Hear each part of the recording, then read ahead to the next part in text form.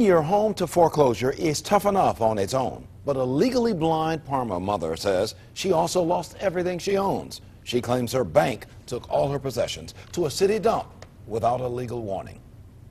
The case has generated a civil lawsuit, and called to troubleshooter Joe Paganakis, who joins us live from Parma tonight. Joe, tell us about it.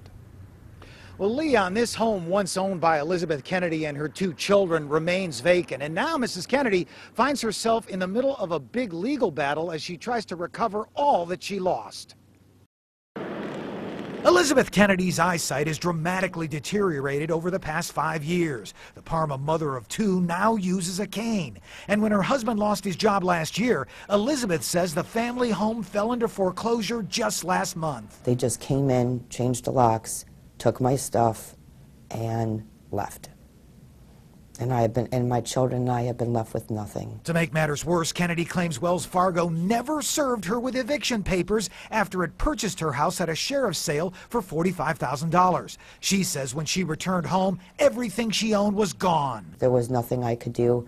They took it to East Sparta, Ohio, where they took it to a city dump. Last week, Kennedy filed this lawsuit against Wells Fargo. Cleveland attorney Ed Heben says the bank trashed Kennedy's belongings without legally taking possession of the home. So all they had to do was walk over to the sheriff's department, fill out the paperwork.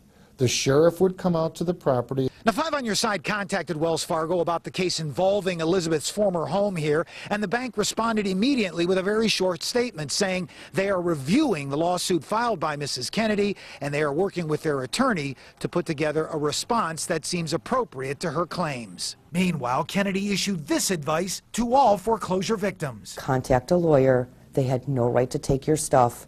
You can file a lawsuit, and that's exactly what I did.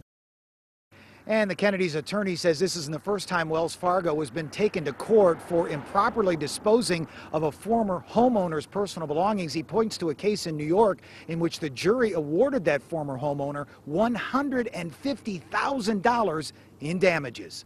I'll continue to follow up on this case. I'm troubleshooter Joe Paganakis.